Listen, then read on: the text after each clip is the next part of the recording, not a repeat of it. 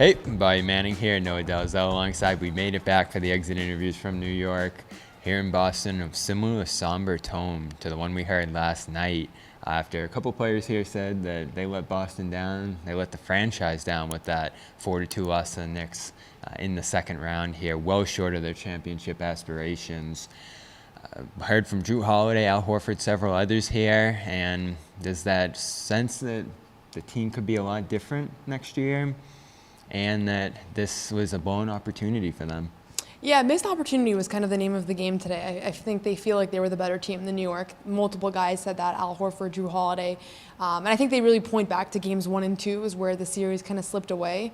And it was just hard afterwards to respond to that. But there's been a somber mood around this group, starting with Derek White's post-game press conference last night, where he kind of said, the worst. Yeah, he kind of said, this sucks. You're never going to have this group back.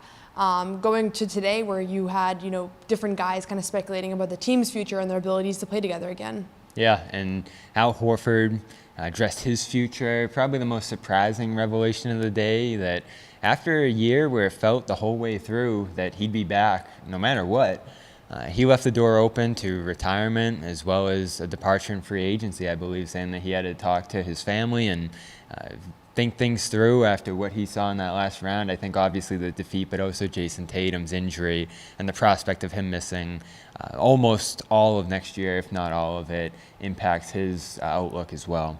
Yeah, there's a lot of layers to this, because I think on one hand, the loss is so fresh that it's possible that he's not really, nothing's really changed all that much, but he's just not ready to commit to anything, just given the emotions, and just kind of didn't want to kind of address those kinds of questions.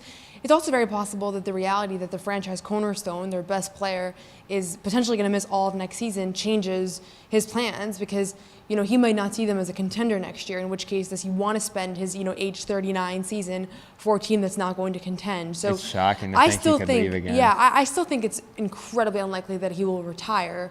But I do wonder if the situation with Tatum and also just somebody that he's very close to, like a lot of things happened this week, I wonder if that could play a role into maybe him going and at least exploring free agency and just seeing what his market is available out there. Yeah, and teammates push for him to come back. They obviously respect whatever decision he makes here, but sense among Pritchard, Hauser, that they can't replace a guy like that. And I think that's all the more the case as you look at Luke Kornet's free agency, and he left the door open to a departure today. I felt like it says he's going to look at everything and talk to his family about his future after obviously prioritized coming back big time last year. Porzingis, who knows what's going to happen there. So I think the last 2 days here put a focus on that center position, which is the most uncertain of all of them into next year. Though I love Pritchard's answer to you about being 100% certain that they're still going to be competitive next year because of internal growth and maybe some changes that'll happen. And I share that sentiment. Like I do think that this group is going to be competitive regardless of what exactly takes place, and there's a lot of different directions that this offseason could go. But you're right. I think the center position is the big question, because you have 2 of your 3 rotation players entering free agency, and then Porzingis, as we've mentioned, a top potential trade candidate and a guy who's in a really uncertain state, both from a health standpoint. I don't know if this is something that is a concern heading into next year, but also just from a production standpoint. This has been a pretty disappointing end of the year for him, and obviously the illness played a big part of that. But I think there's no overstating the importance of Al Horford to this team. I don't know if that's obvious to every fan. Even to just get them through the turbulence of next year. It's the emotions, it's the leadership. Sam Hauser talked about just what a role he played in his own development, just observing him and kind of the culture setter that he is. I know a lot of young guys on this team have talked about that, or even guys that don't play his position, guys that are two-ways. Hauser went at length about it today. And so I think that this is, he's just crucial for this team. And so I do think he's going to be a priority for them in the offseason. I don't know if he's going to demand more money than they're able to spend.